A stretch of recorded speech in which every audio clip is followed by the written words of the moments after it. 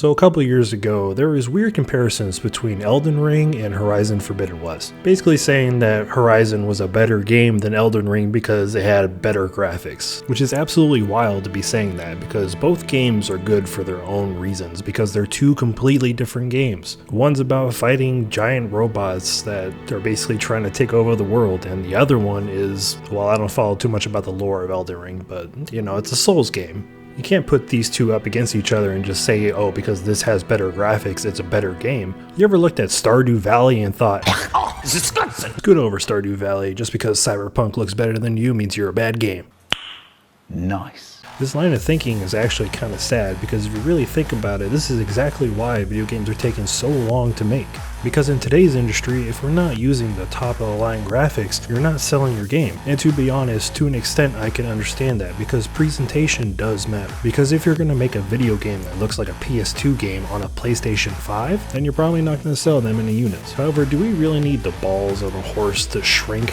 Nah, I think I can deal without that. What are you showing me? His head. Come on! And there's an argument to be made that we shouldn't be making video games look as realistic as possible. Because if you were to take a older game like San Andreas and put it up to today's standards, this game looks hella janky. And at the time, it was pretty realistic. And I'm talking about the original release, not the remaster.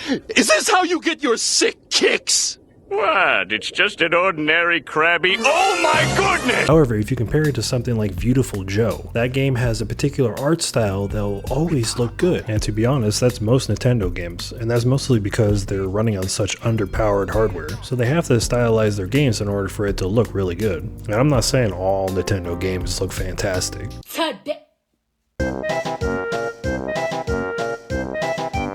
But because they're restricting themselves, they're pretty much having to force themselves to make really good games that can stand the test of time. But could you imagine someone telling you that KOTOR 1 or 2 is a bad game just because they're old? You may wish to extend your search to some bitches.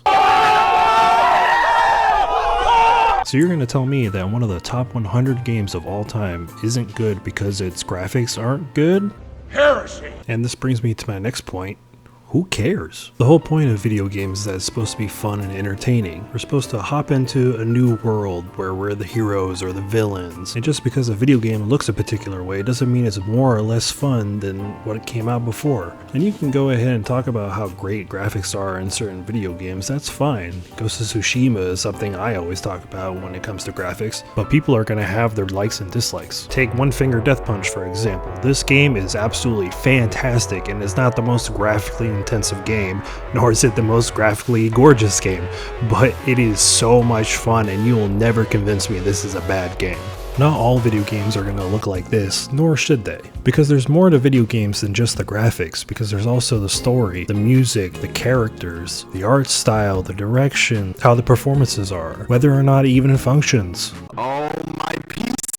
And I'm not completely against giving video games the beautification treatment. I like what some companies are doing when it comes to remaster or remakes our old favorite titles and bring them to the modern hardware, because there are a lot of times where I'm thinking, I wonder how this would look to today's standards. Like for me, when they announced Dead Rising's remaster, I'm super excited for it and I'm probably going to end up buying it. Resident Evil 4 was a game that I never originally got to play, but when the remake came out, it was absolutely fun and I actually had a chance to play it, and I could see why so many people loved it. And Final Fantasy VII, I like what they're doing with the remake. I was a big fan of the original game, and the fact that they're not just doing a scene-by-scene remake is really cool and refreshing. And I love what they're doing with Doom, because Doom is a really fun game, and it's not really a remake or a reimagining or anything like that. It's a continuation from the original games.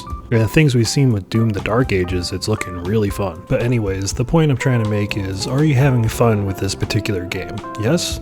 Then okay, have a good time.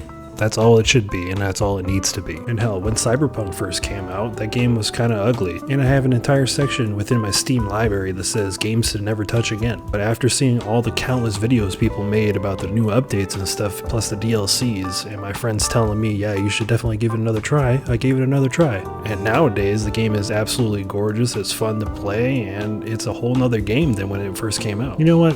That kinda inspires me. I should go ahead and... maybe I'll save it for another day.